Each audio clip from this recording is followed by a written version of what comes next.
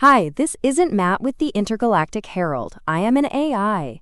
Welcome to a Star Atlas recap of the latest Atlas Brew from the Star Atlas community team.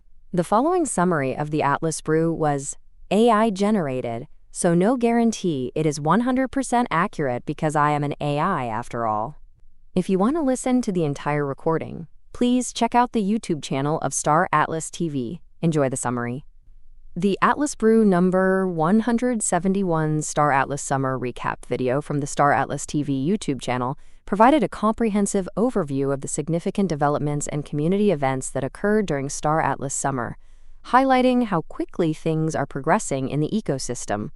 The host expressed the sentiment that there's been so much activity, perhaps even a little too much going on.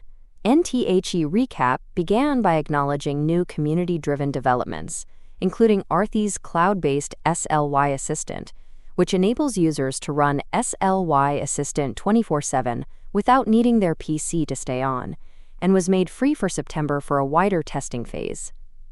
Another community shout-out went to Onuka Akichi, who became a new Bantara member after accumulating over 600 hours playing Star Atlas, a feat that suggests he might be the most hours played individual globally. Additionally, PG developed Star Seekers, a hub of Star Atlas minigames featuring a leaderboard and the promise of rewards like ships for top players. NTHE discussion also touched upon the UE5 leaderboard, with players like Hagmer, Brew, and Pioncast being mentioned for their performance, and statistics for various weapons like the Scout Rifle, Sniper, Shotgun, Grenade Rifle, and Gatling Gun were examined. The impressive recruiting strategy of the Chimera Guild, led by Brew, was also highlighted, emphasizing their focus on attracting skilled UE5 players. NTHE Star Atlas Summer officially kicked off with Community Week, featuring events like Copa, where Stratus Italia secured first place, followed by Bulk to Bulk and AIA. The John Awards recognized community members, with Neo Armstrong named Community MVP, Jindo as Helper of the Year, Hackmare as Gump Player of the Year, and AIA as the most popular guild. There was also a positive discussion about potentially bringing back the Solar Quint bot, which allowed players to engage in rock, paper, scissors to claim codes and rewards.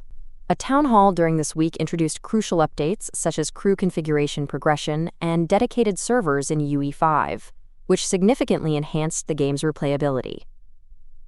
And following Community Week, Star Atlas hosted several meetups, including events in Spain, the Netherlands, and a major highlight at Gamescom in Cologne.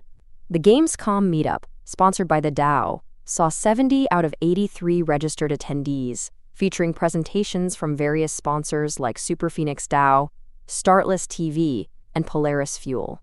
The event fostered real-life connections, offered goodie bags and a raffle where everyone won a prize, and received overwhelmingly positive feedback, with plans already underway for a larger event next year capable of hosting up to 800 people.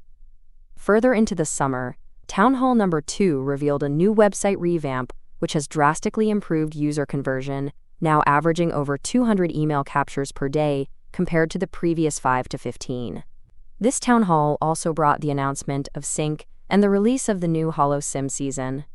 Despite a bumpy start, due to an unprecedented number of players and infrastructure challenges, Holosim has seen the highest average daily users in any Star Atlas product, demonstrating strong player enjoyment and a 33% Battle Pass conversion rate, with future plans for PvE scenarios.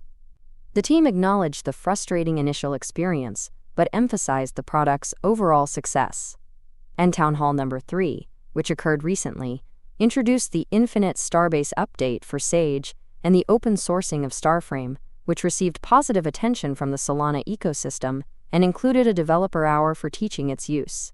A major highlight was the integration of Ink into UE5, allowing UE5 players to earn Ink, a resource needed by Sage players for their in-game activities, thereby connecting the game's backends and economies.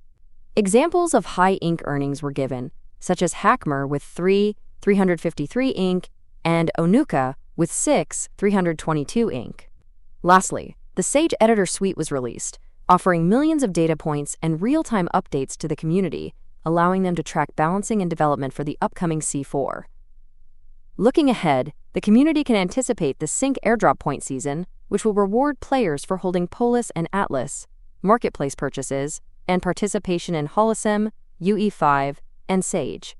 A light paper for Sync is also expected soon. A new UE5 update is being aimed for October, and the C4 Public Test Realm (PTR) is on the horizon, for which players are encouraged to use the Sage Editor Suite for preparation. While a new Holosim chapter is planned, the immediate focus is on resolving infrastructure issues and improving performance for the current chapter before a new marketing push. Additionally, there's a hint of a core relaunch and other exciting, undisclosed developments expected by the end of the year. The team confirmed that the Star Atlas journey continues at full steam ahead, NN.